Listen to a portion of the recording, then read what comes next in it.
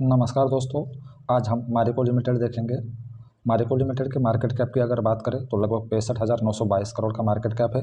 Current price 509 है। Stock का 52 week लो 486 था, वहां से स्टॉक का 52 वीक हाई 595 है।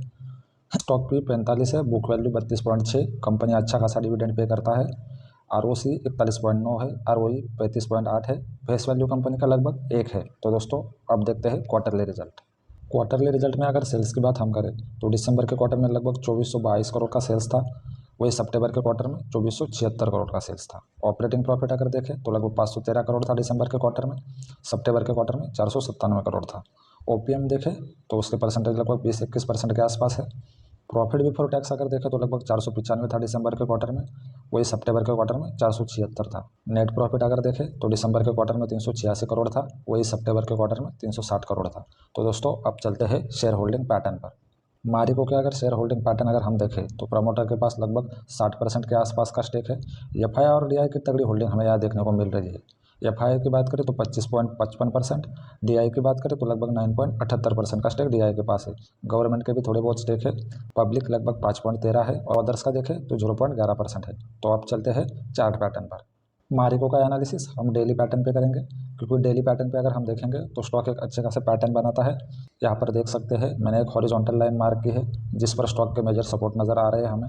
उसके बाद मैंने एक ट्रेंड लाइन भी मार्क की है, वहाँ पर स्टॉक के मेजर रेजिस्टेंस बन रहे हैं। तो यहाँ पर देख सकते हैं दोस्तों, ये एक ट्रायंगल पैटर्न जैसा बन रहा है और उसका अगर रेंज हम देखें तो बहुत नैरो हो चुका है। तो एंट्री की अगर हम यहाँ से बात करें तो स्टॉक लगभग अभी 509 के लेवल पे चल रहा है। अगर स्टॉक आने वाले समय में एक ट्रेंड लाइन ब्रेक कर पाता है तो मेरे हिसाब से अच्छी खासी बाइंग अपॉर्चुनिटी हमें यहाँ देखने को मिल सकती है। वो लेवल अगर हम देखें तो लगभग 520 के आसपास निकल के आते हैं। 520 के ऊपर अगर स्टॉक वीकली टाइम फ्रेम पे क्लोजिंग देता है तो एक अच्छी खासी बाइंग अपॉर्चुनिटी है। और एंट्री के बाद अगर टारगेट की बात अगर हम करें तो वो लेवल लगभग मेरे हिसाब से 600 तक के दिखानी चाहिए।